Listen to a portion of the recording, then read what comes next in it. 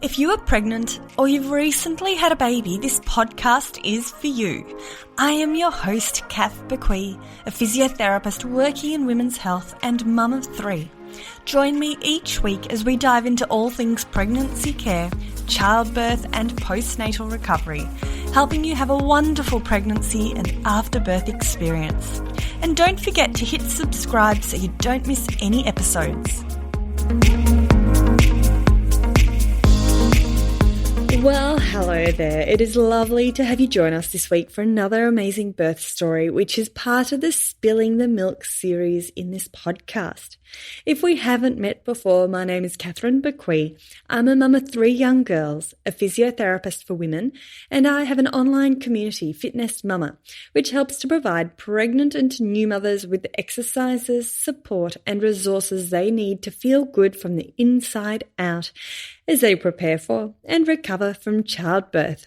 FitNest Mama has workouts that are tired mum friendly, achy mum friendly and toddler friendly that you can do in the convenience of your home at the end of a long day whilst your bubba sleeps or whilst your toddler is running around causing havoc.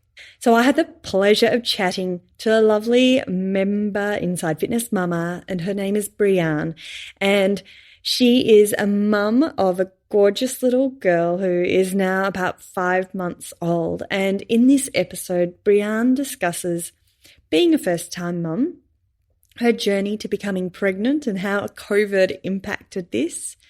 Brianne describes how she prepares for childbirth, and she really takes us on a journey whilst she describes her 4-hour labour and postpartum hemorrhage. Brianne describes the different strategies she used to really help her through her labour, including relaxation and hypnobirthing strategies that worked for her. So I really do hope you enjoy this episode and stick around.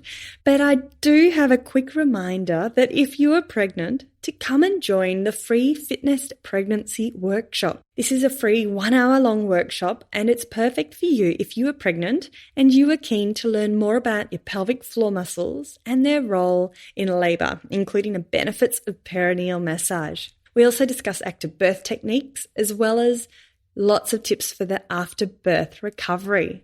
It's a super popular workshop, and to help you feel more confident and empowered about your upcoming childbirth experience, be sure to sign up for free at fitnessmama.com/free. All right, let's get into this episode. Brianne, thank you so much for joining me today.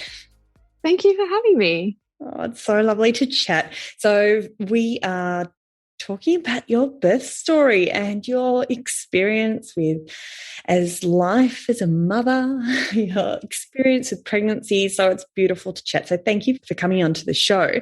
Could you please give a little quick introduction into who you are and, a bit about your motherhood journey? How many kids do you have? That sort of thing. So my name is Brianne and I'm 30 years old and I live in Brisbane with my husband, Nick, and we have our daughter, Elle, and she's just gone 5 months. So it's just the 3 of us, and we're very much enjoying the single child freedoms we have at the moment. Yeah, gorgeous. And has life changed much for you in the last 5 months? Silly question. Yeah. Well, I would say it's probably been similar to what I expected kind of this period of maternity leave to be. I know a lot of people talk about this whole kind of, you become a mother and your whole world changes. And I don't know, maybe that's still yet to come, but I felt like, well, no, it's kind of what I expected it to be, which is probably a nice thing. But I'm very fortunate I've got a year off work. So just really enjoying this kind of quiet time where we can just go with the flow, really. Oh, that's lovely. It sounds like it's been a bit of a seamless transition. People say that to us, but, it's hard. It has its ups and downs, but I think we did quite a lot of preparation, and maybe we've been fortunate to have a lot of family and friends around us to see their journeys and kind of understand the realities of what parenting is. So it wasn't so much of a shock. Yeah. Okay, well, let's dive into that a little bit more then. So tell us about your journey, first of all, in becoming pregnant. So it was quite planned. We'd been married for quite a few years. I'm a very organised person, so things were all kind of lined up to the point where I had a date in my calendar where I said, if I get pregnant after that date, my long service leave will come in and everything will line up, So it was like, I'm waiting for that calendar to tick past and then we were good to go. But I guess COVID was that thing you couldn't prepare for. We had planned to go I said to my husband, one last overseas trip, and we'd planned to go to Iceland in March of 2020, which didn't end up happening. So around that time, things were a bit unknown and COVID was just kind of boosting up around the world then. And so we had planned to start trying, I guess, from that trip onwards. So then we thought, well, I don't really want to wait how long until I get that Iceland holiday before the kids. So we'll just get into having the kids now then. And we did actually hold off. I felt a bit nervous about engaging with the hospital system when it was so kind of unknown what was going to happen at that time. So we held off, and July, I think it was by the time July came around, a few months later, we felt a bit more comfortable about what was happening in Australia and just, a bit more confident then to start trying. And we were extremely fortunate and shocked to fall pregnant in that first cycle. And just complete shock, really. I know, that it happens, but you don't expect it to happen to you. That's brilliant. Yeah, that was a bit of a whirlwind. And did you do a home pregnancy test? Yeah. So I had said, I'm a bit of an overanalyzer. So I had said to my husband, I'm not doing a test until I've missed a period, because if I start testing before then, I felt like I was going to go down a rabbit hole. So we waited until I was a few days late and got that test straight away. And I was shocked, but I'd also been watching my body very closely, and I just had this feeling. I was pretty sure I had seen some implantation bleeding happen early in that cycle. And I thought, but it was the first time. So I thought, surely not. But no, it was. So we did that test together at home, and it's some good news. Yeah, brilliant. And at what stage did you start to tell everyone? Pretty much straight away. I'm not very good at keeping secrets, and kind of wanted to share because I wanted to kind of also help if something did go wrong, help reduce that stigma of things going wrong. So I knew it would be really tough to have that out in the public eye, but I felt that would have been the right thing for me, just to share that struggle. And realistically, we were only telling people that were close to us anyway, and they're the people we would have wanted supporting us. So I think at 5 weeks, which literally when I think, the stick was a plus and we started seeing people in person. I just didn't put it on social media or anything like that, but just started sharing it. Okay, so you fall pregnant, you started telling people. How was your pregnancy? Like, how were you feeling? Did you have any aches and pains? What sort of transpired? So started off really well. I guess I just had that normal morning sickness and fatigue till about 16 weeks, but it was quite manageable. So I was lucky, with COVID, I was working from home a lot. So I was able to take naps whenever I really needed them. And my manager was very supportive. So just as long as I got the work done, that was fine. So I was really lucky in that sense. I did get quite early pelvic girdle pain from about 14 weeks, but that was really on and off through the pregnancy. And I did see the physio at my hospital quite early on. They gave me a band, which, to be honest, I didn't wear as much as I should have. But just really managed that with a changing in exercise, I'd say, reduced walking, started swimming a lot. How did you feel that pelvic girdle pain? What did it feel like to you? I think it's called, is it SIJ pain? Mm-hmm. Your sacroiliac joint? Yeah, on my left side. So just on one side, it was kind of in that back of your pelvis, I guess.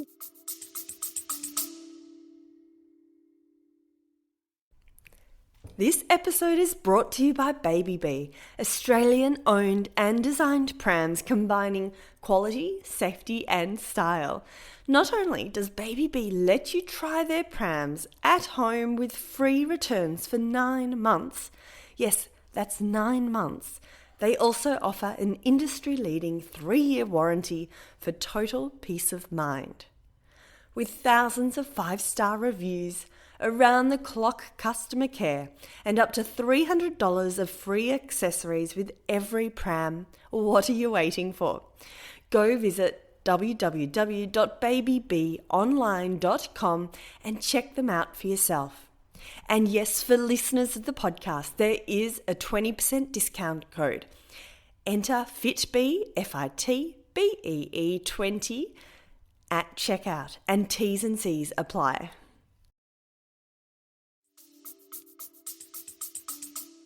Yeah, in the gluteal sort of buttock area. Yeah. So it would be walking. If I was walking up a hill, it was very painful, or any one-legged steps or a lunge or things like that were pretty painful. So I was just doing some exercises to try to relieve that, really, from quite early on. But it seemed to flare and dip for, I might not notice it for 4 weeks, and then it would come back up again. So that was kind of the physical side. And then I started getting Braxton Hicks quite early in my pregnancy. Oh, how early? I was getting frequent Braxton Hicks from 22 weeks, every kind of 30 minutes for a long time. Wow, every 30 minutes. Yeah. So when it first started, it was pretty difficult to manage. They're uncomfortable and they're distracting. And when you've never had them before, it was quite alarming, I guess, when I was so early in my pregnancy. They did end up getting me to go into hospital just to check I wasn't, my cervix wasn't lengthening, or and I wasn't going into early labor, which thankfully I wasn't. It was just Braxton Hicks, pretty relentless. So I had some time off work, actually, because I wasn't sleeping very well. So you noticed them even at nighttime?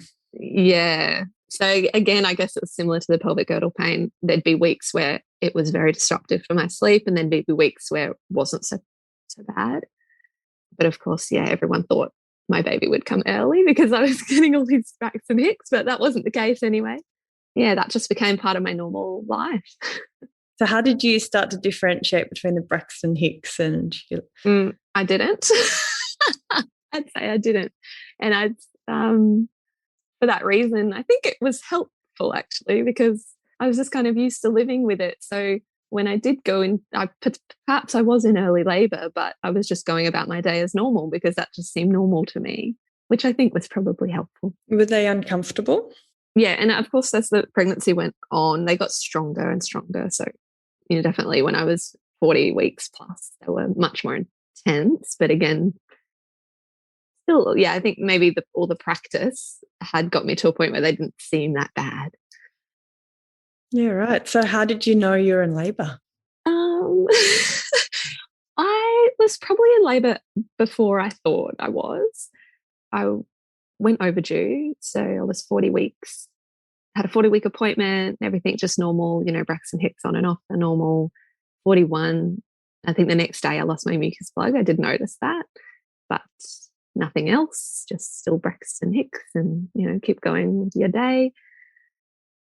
And then I had an appointment at 41 weeks and requested a stretch and sweep at that point because I had an induction booked not too far away by this point, and I was starting to get a bit nervous. And then it was 2 days later, I was lying in bed ready to go to sleep. It was 9 o'clock at night and I was reading a book, and I was actually quite desperate to go into labor at this point because my induction was 2 days away. And I had bought some clary sage oil that day, which is not really a me kind of thing to do, but I was very desperate.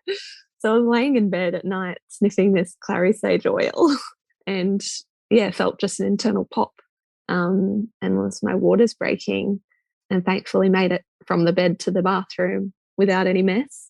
And so I guess for me, that's what that waters breaking was that moment of, oh, I'm in labor now. But realistically, I'd been out that day and I'd been with my mum, and she said, you're in labor. And I was like, no. Like, these are just the same, contractions and tightenings I've had for ages. It's fine. But, maybe a couple of days before, maybe I really was in early labor, but couldn't really tell. So can I just dive into that? You said you were feeling a bit desperate at that stage. How did you feel in that? Do you feel that impacted anything? So I was really hoping for, a natural birth, and I had done all this preparation and made myself affirmation cards and printed them up and had them around the house. I was trying to stay positive. And I knew from the reading that, I'm a first-time mum, low-risk pregnancy, I was expecting to go to 41 weeks. I wasn't expecting to go earlier than that. And so even though I knew that logically, I was very happy and positive up until I got to 41 weeks. And when I got to 41, my mental state started to get worse. And I started to feel a bit more anxious and started just to doubt my body, which wasn't nice really because I loved my body. But you really start to feel like, oh, you're just worried that it wasn't progressing. And it was, in the background it was. But yeah, so I started to feel that desperation and that doubt was seeping in for sure. So I was, sitting in my garden and doing meditations and, I'm on maternity leave. I'm kind of twiddling my thumbs. So, and of course, you're getting a lot of messages from people asking, where's the baby? So I eventually told people to stop and, they would be told when they're told and don't contact me. And did you verbalize, like when you say you felt desperate, did you verbalize that or was this all just inside, like internal to you? No, I think I was pretty open with my husband. We're pretty, communicate a lot. So I think he was aware, I was starting to struggle mentally. I didn't expect that to be as hard as it was. I really didn't expect that. So you mentioned you're in the garden meditating during that time. Did anything else help for that? Because you're not alone. I know a lot of women feel that similar sort of angst when it's coming to nearly the end of their pregnancy. Was there anything you felt helped to get you through those few days? It's hard to remember specifically even those days. I was actually the day before I went into labour, I remember to the beach and I went for a swim, and that was kind of my last swim in the ocean. I wasn't really able to do lap swimming anymore. I would swim half a length and I'd get contractions. So it just wasn't comfortable to swim properly, but just wading around in the ocean. I remember doing that and just sitting and watching the waves, just trying to not sit around at home. I think that was probably the worst place to be, and just try to go on with my day as much as I could and try to ignore that you were overdue.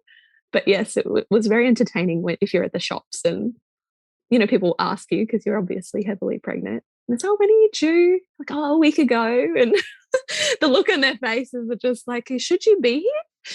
You're like, yes, I'm fine. Yeah, as I said, I think it's really common, and all those text messages that you get. And I remember before I had any babies, I was guilty of that. I was just excited for the person. And then when I felt pregnant and had my first, I was like, oh my gosh, never again am I going to hassle a pregnant woman. When is she due? Yeah, and I did probably spend a bit of time doing like spinning babies stuff and yoga, and I was bouncing on the ball a lot, and maybe those things that you felt like it was nice to find things that you could control or that you could do that made you feel like you were helping. Even if you weren't, it just made you feel like you could be proactive. I think that was helpful, probably just saying, I can do these things and I can control those and I'll do those. And that made me feel better. Yeah, brilliant. So going on to that, what sort of childbirth preparation did you do? You mentioned the spinning babies. Toward the end of my pregnancy, we did some online antenatal classes. Actually, this was after I had been swabbed at 22 weeks when I went in because they thought maybe early labour. I was swabbed for GBS and I came back as GBS positive. And I didn't know what that was, and I probably didn't really know enough before I got the swab done to really consent informed. But when I got that positive result and a letter in the mail saying I was positive, I thought, I need to actually do some research and understand what this is and what that means for my labour. And that's probably what kicked off all of our kind of education for labour. Until 22 weeks, I hadn't really thought about it. So we did some online antenatal classes. This is all with my husband. We did it all together, which I think was really nice. We did an online hypnobirthing course. And through one of those, I made a birth map. So I did map out all those different pathways that my birth could take and try to learn about, if I was induced or if it was a cesarean, what were my options, and write down my preferences for whichever way our birth might go. That was really helpful. It was just like a 2-page document. One side was all the physiological pain relief that we'd learnt about that my husband could try, things he could say to me in labour. It was like a tip sheet for him. And then the other side was the map. So we did that. And I would say the one thing that I swear by now, and I do tell other women about, it's called the Freya app. I don't know if you know that app. Yeah, it's like a hypnobirthing contraction timer, basically.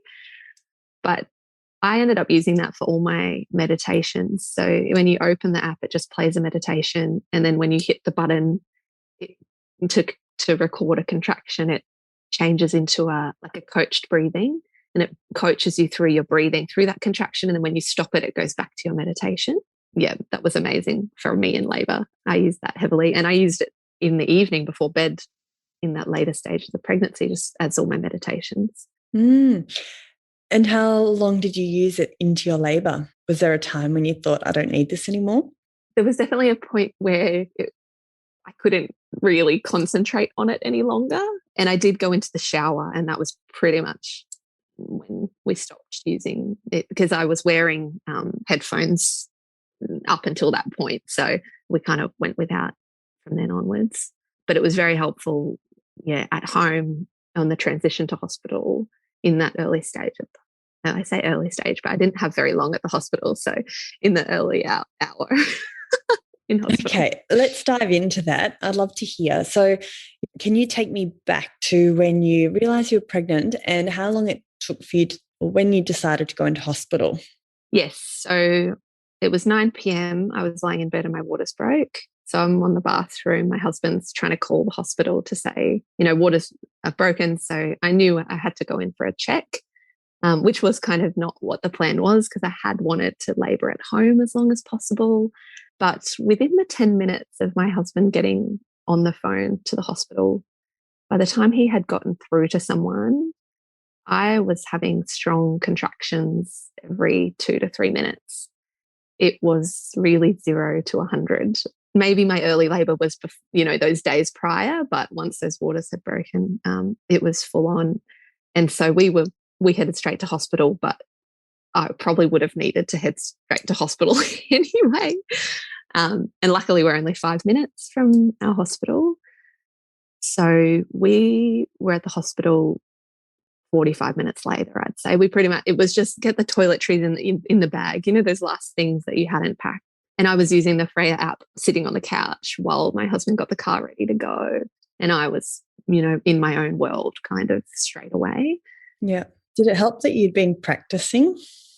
I think so, definitely. And you had that plan for what you were going to do in those moments, I guess. So it was nice to have the headphones there and just be able to jump straight into it. Yeah, for sure.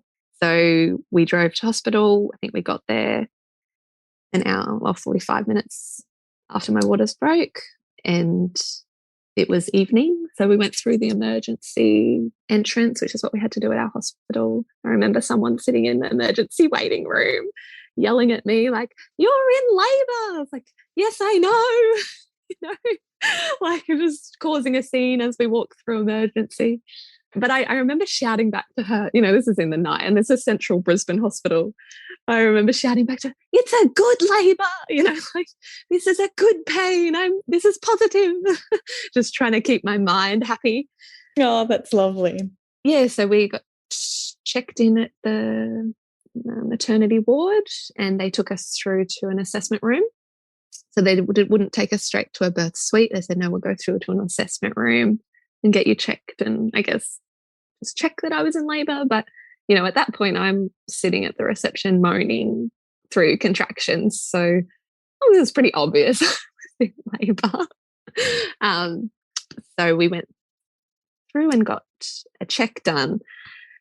And so we've been put into this little room and told someone will come soon. And I couldn't even hop on the bed at that point. I physically just couldn't do that. So we got our affirmation cards out and I've put them all over the hospital bed. And I'm kind of kneeling over the bed, just looking at these cards, using my contraction timer to try to meditate and in quite a lot of pain. And eventually someone did come about half an hour later and did a cervix check before taking me to the birth suite. And I was 4 centimetres. And I remember feeling quite deflated, actually, when I got told 4 centimetres. And my birth map had said, don't tell me how dilated I am. I don't want to know. But they just, said it without thinking, obviously. But when I had the stretch and sweep 2 days earlier, I had already been 2 centimetres. And so to be told that you're 4 centimetres, I thought, wow, this is very full on. And okay, and I remember thinking instantly thinking, oh, I thought I would be more, even though it's only been an hour and a half maybe. But then just trying to tell my brain, everyone dilates differently. Everyone's path is different. Just because you're 4 centimeters now doesn't mean you won't be 10 in an hour. This could go in any direction. You don't know. Stay positive, stay calm, So even though, it was a bit of a downer moment, just trying to get my mind back on the right track. So they did take us through to a birth suite then. And yes, I remember getting into that birth. I had a few contractions on the way from that room to the birth suite. And as soon as I was in that birth suite, I stripped my clothes off and run for the shower. I'm just like, I'm in that water. Just let me get in that shower. Because we actually, when my husband had called the hospital, he'd asked, is there someone that can do water birth tonight? And there wasn't anyone rostered that had that training. So even though the birth suite I was in had a birth pool, no one that was rostered on could use that. So I was prepared for that when we got to the hospital. So the first thing I did was run to that shower. And we laboured in there for a little bit, probably an hour. Yeah. So were you on your knees with hands on a ball? How were you positioned in the shower? The shower was a challenge. I found it hard to find a comfortable position. I tried on the ground with some sort of boards they put down for my knees, so I wasn't on the tiles. And I got a contraction like that. I said, no, this is not good. So back up I was. They kept offering me the yoga for the ball, the exercise ball. And I kept in my brain, I was like, no, that's not going to be any good. I don't want to try that. And eventually when I did try that, it was good, so you don't know what's good for you sometimes. But I actually ended up, there's the railings on the wall to hold. And I ended up kind of hooking my arm behind the railing. So my elbows were jammed in behind there and I would lean forward. And so my arms would hold my weight up and I would just kind of lean forward and contract like that, which I think would have probably looked quite alarming, but that was what worked. I couldn't use my legs to stand, but I could kind of hang off those poles. And when you mentioned the ball did end up working, what sort of position are you referring to? So the shower was kind of in the corner, so I'm facing the room and the ball was kind of in the corner and I would sit down on it. I still had my elbows behind those poles, but I would either stand or then kind of sit gently on the ball or stand and sit on the ball like that. And that's so great. You were just trialing different positions and one didn't work, so you tried another. Yeah, and the things that you think are going to work for you beforehand, you just don't know until you're in it. I remember being told about light touch massage. And I thought, I'm not going to like that. I like remedial, tough massages. That's what really feel good for my body. And then when we're in this assessment room, I asked my husband, I need some massage. And so he went to do the tough, remedial style massage. I was like, no, lighter. And he'd be like, lighter. And I'm like, lighter again, lighter again. So, something I thought was not going to be nice at all, actually. That's exactly what I needed. Yeah. And by even just hearing that, and this is what I say whenever we're talking about active birth techniques, these are all just tools in your toolkit. You choose what works for you. You might find something really works that you weren't expecting it to, or, take what's good, leave what isn't. Yeah, exactly. So it was helpful to just have all those options. And then in the moment, you can choose what works best for you. And you try something that doesn't work, you just move on. So yes, we were in the shower and there was a point, I think prior to birth, I'd been told that the baby was a little bit posterior. And there was a point in that shower, the back pain was just getting too much. And so I asked for sterile water injections because the back pain was a lot. And the midwife said, are you sure? I said, yes, I'm sure. And she went off to get those ready. And so I'm not sure how long it takes a midwife to get those syringes prepared and to come back with them. If it's 10 minutes, I don't know, probably 10 minutes. That's what I would assume. But something changed in that 10 minutes from when I had asked her to go get those and when she came back with them. When she came back with those sterile and water injections, I said, no, I don't want them. That's not going to be anywhere near the level of pain relief that I need right now. Just by looking at them, I can tell you it's not enough. And I was actually starting to become a bit afraid. I was having these waves of feeling scared, and I just didn't quite understand what was happening in my body at that moment. So, it was about an hour ago that I was 4 centimeters in the assessment room, and I felt in the shower like my body was pushing, and I was really just felt scared, to be honest, because I just didn't understand. I thought, this isn't right. I shouldn't be pushing yet. This doesn't make any sense. So we had 2 midwives. One had gone to get the sterile water injections and the other stayed with us in the bathroom.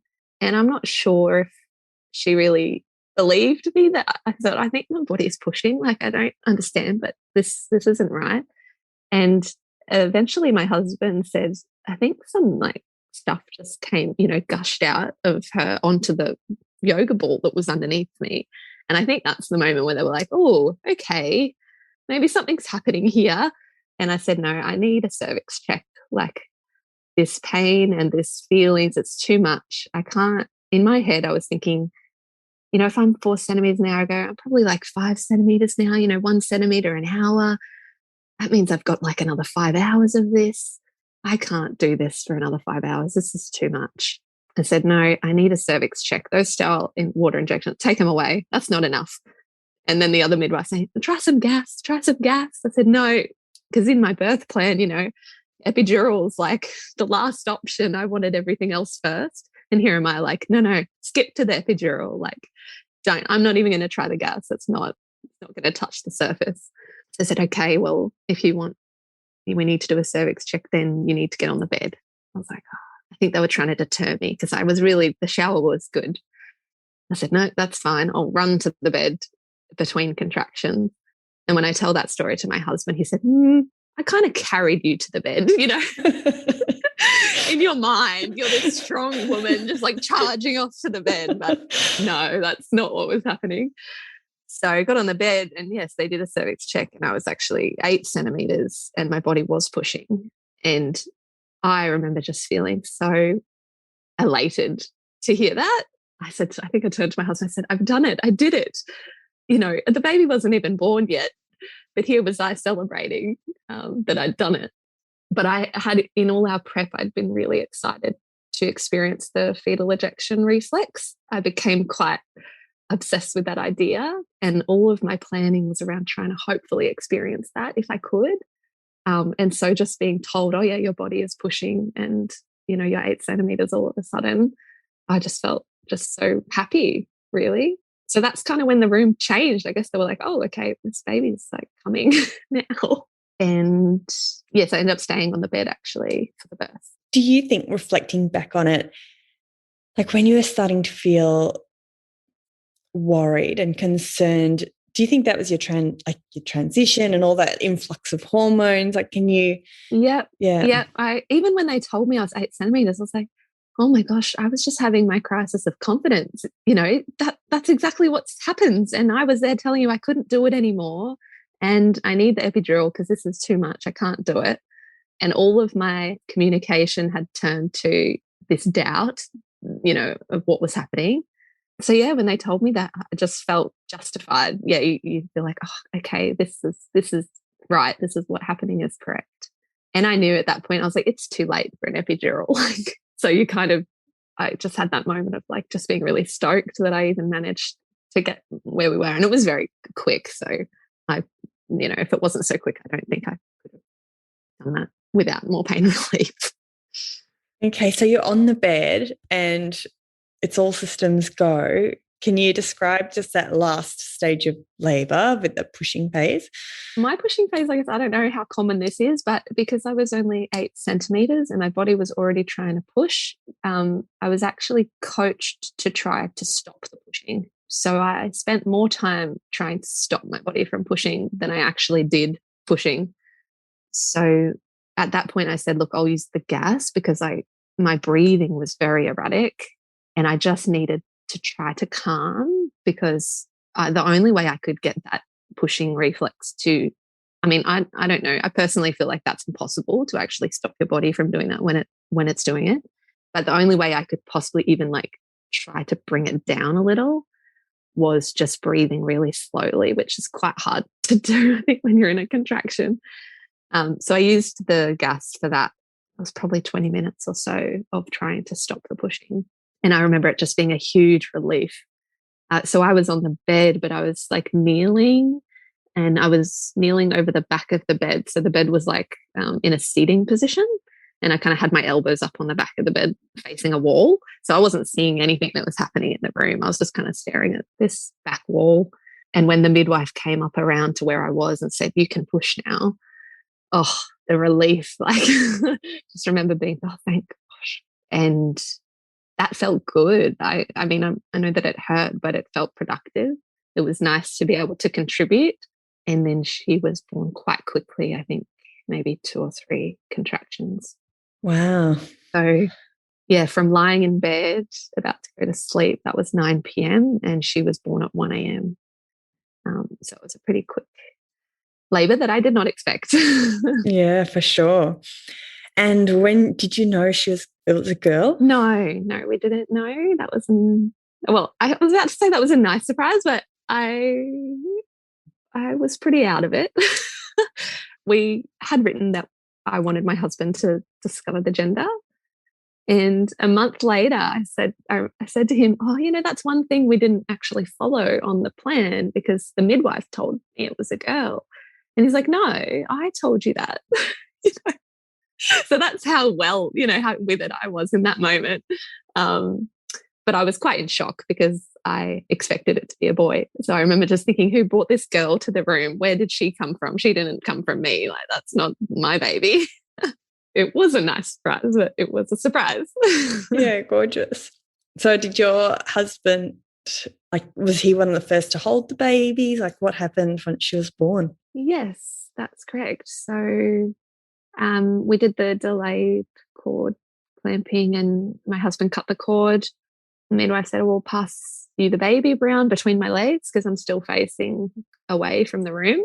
And I said, "No, no, I don't want the baby right now. Can you pass her to my husband?" That took a while to reconcile with myself, that understanding that in that moment, I just wasn't ready and I needed time for me to recover from what had just happened. And I remember thinking, I'm the patient, I need help. And I did have a postpartum hemorrhage at that time that I think the room didn't really know was happening yet. So part of me thinks potentially like that was me caring for myself, that I needed to focus inwards and I wasn't ready. I just wasn't ready to hold her. So my husband, they cut the cord and everything, and then they gave her to my husband and he went and sat in this kind of nursing couch that they had, doing skin to skin with her, which was good because, I don't know, maybe a minute later, the emergency button was hit and the room changed a lot very quickly. Can you describe what happened? It was a beautiful birth to that point. I feel very grateful. It was just my husband and I and these 2 midwives through the whole thing. It was such a calm and beautiful environment. So the emergency button was hit and the room became very busy very quickly. So we had a lot of nurses and obstetricians in the room, and my body kind of went into a bit of shock. So I ended up turning back over and I was now kind of lying on the bed and my whole body was kind of shaking, and that can happen when your birth is so quick. Just the adrenaline in the system from such a quick experience. Yeah, my body was just in a bit of shock. And obviously I was bleeding a bit more than they had wanted. So then I had, I think IV was put in one arm and then someone was taking bloods from my other arm, and I'm just kind of laying there letting all this happen around me. I think a few people put their kind of fists into my belly just to try to check that the uterus was contracting well. I guess trying to figure out where the bleeding was coming from.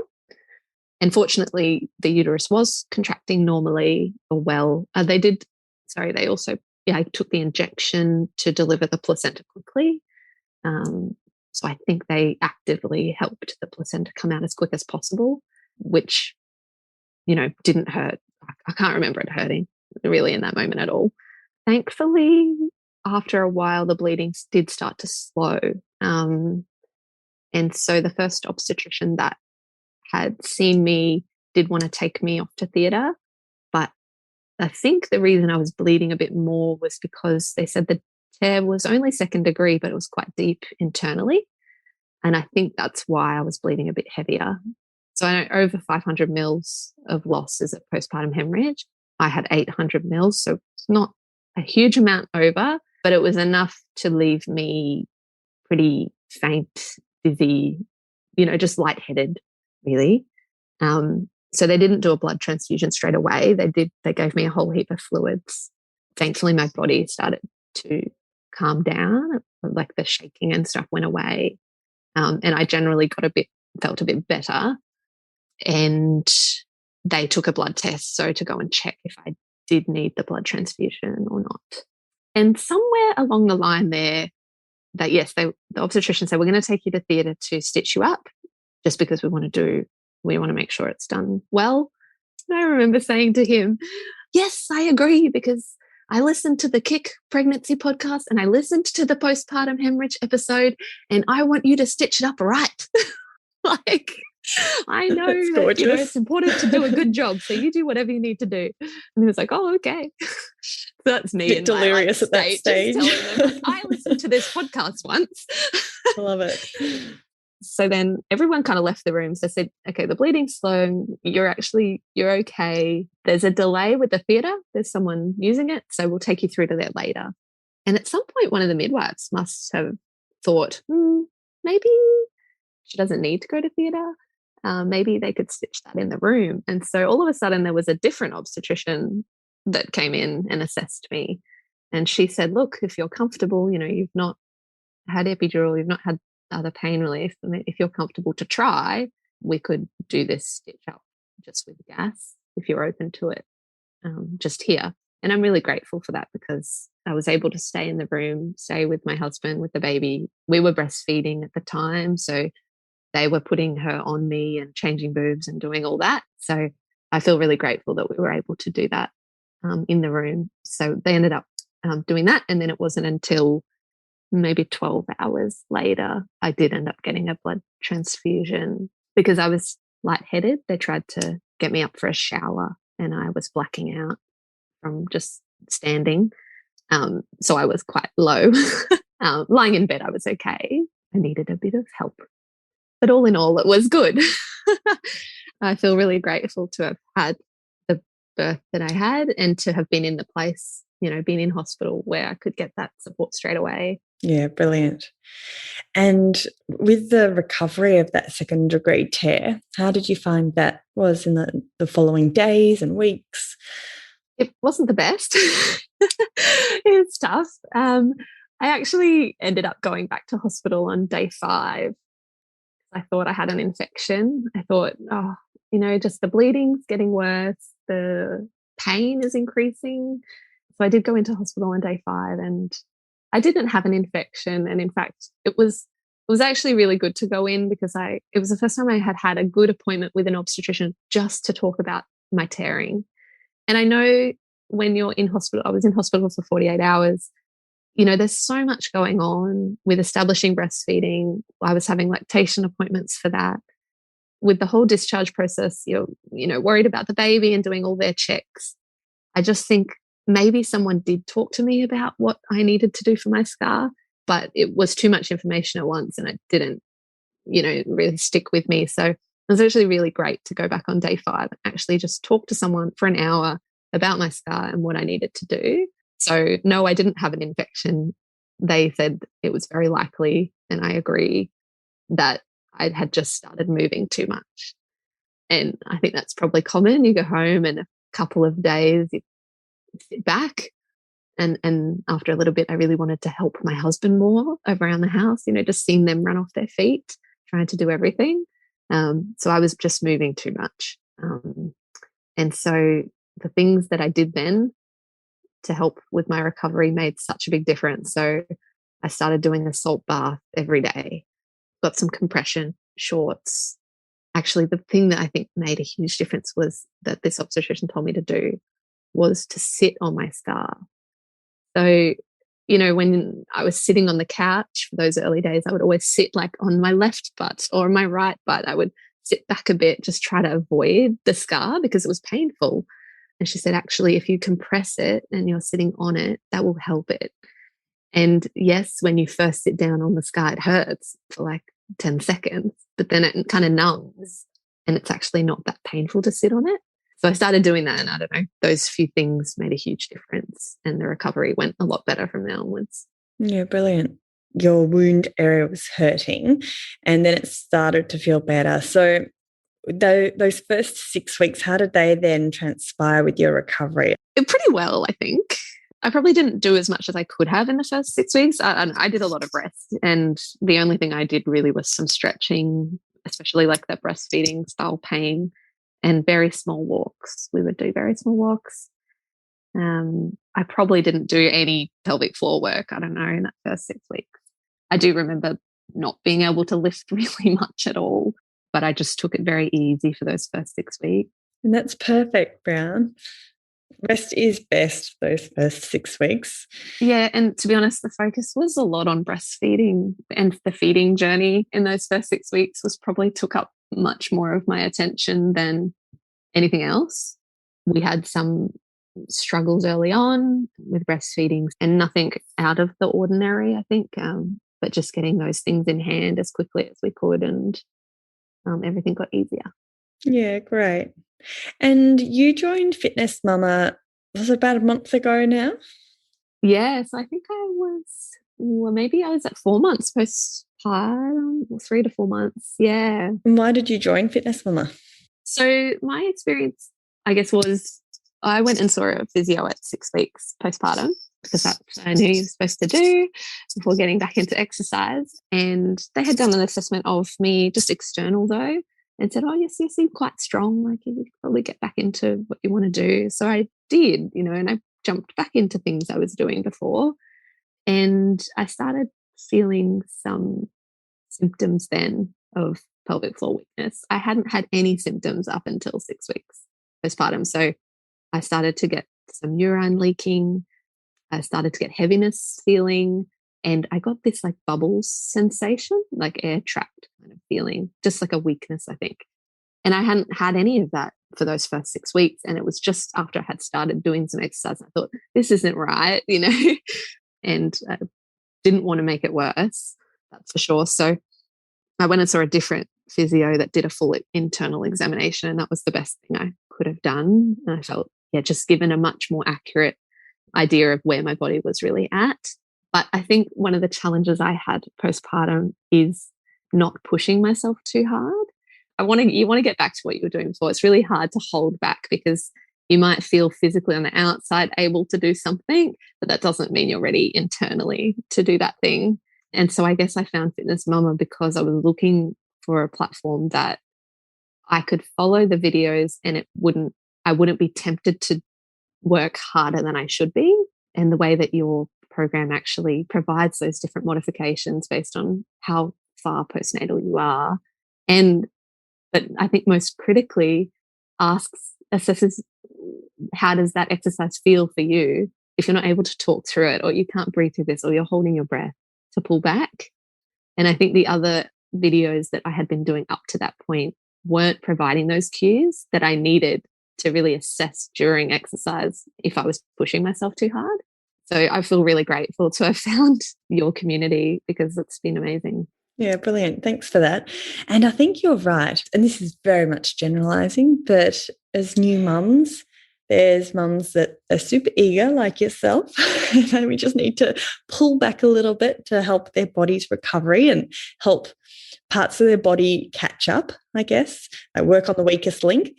And then there's another group of women who we need to help bolster up and motivate and boost up. So there's the two sorts. One group we're pulling back, other group we're giving a bit of a booster to. So I looked at other programs and trialed different things, and I didn't find that tailored for those women that need pulling back. I always felt like if I followed along, I could push too hard, and I did. And so I was having kind of like ups and downs with my pelvic floor, because I would rest and get better, and then I would do something too hard and I would come backwards a bit. And it's been a lot more consistent now that I've reined it in a little.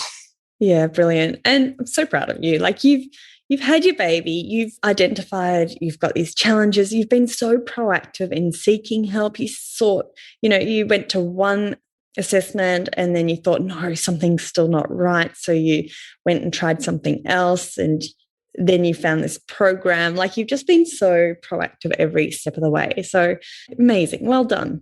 Well, and we're very lucky to have easy access to all these things at our fingertips, really. Very fortunate. Yeah, absolutely. That's the beauty of the modern day of internet and online programs. Thank you so much for sharing such a beautiful story. I just felt like I went on the whole journey with you. So thank you. That's good. I hope that some little aspects of it are helpful for someone listening. Yeah, and to finish off with, do you have any final advice for pregnant mums listening today, or even new mums? I would say it's important to prepare for your labour, but it's equally important to prepare both for breastfeeding, but also for newborn life. So my husband and I did a course online about understanding newborn cues and sleep and eating, and I just feel like that changed our whole experience of the first 3 months, and it actually meant we could enjoy it and not stress about what we were experiencing. So if you can find something that you can learn a little bit about newborn behaviour, and it might just make you a little more relaxed in those first 3 months. Oh, I love that tip. That's brilliant. And again, we are so lucky with the internet that you can access it from home. And I totally agree. I think childbirth preparation is important, newborn preparation, the breastfeeding side of things, and then also learning how to care for your body and the exercise side of things. So those 4 things for every single pregnant woman. Brilliant. And you've ticked them all off. So thank you for joining me today, Brianne, and thank you for sharing your incredible journey and story. Thank you. And before I sign off, remember, my team and I will be putting together the show notes for this episode with all the links, including how to access Brianne's Etsy store at fitnessmama.com/podcast. And don't forget, if you are pregnant, come and join our free pregnancy workshop at fitnessmama.com/free. Have a fabulous day, everyone, and I look forward to you joining me next week for another episode of the FitNest Mama podcast. Thanks for listening to the FitNest Mama podcast, brought to you by the FitNest Mama freebies found at www.fitnessmama.com/free. So please take a few seconds to leave a review, subscribe so you don't miss an episode, and be sure to take a screenshot of this podcast, upload it to your social media, and tag me at FitNest Mama so I can give you a shout out too. Until next time, remember, an active pregnancy, confident childbirth, and strong postnatal recovery is something that you deserve. Remember our disclaimer: materials and contents in this podcast are intended as general information only and shouldn't substitute any medical advice, diagnosis, or treatment. I'll see you soon.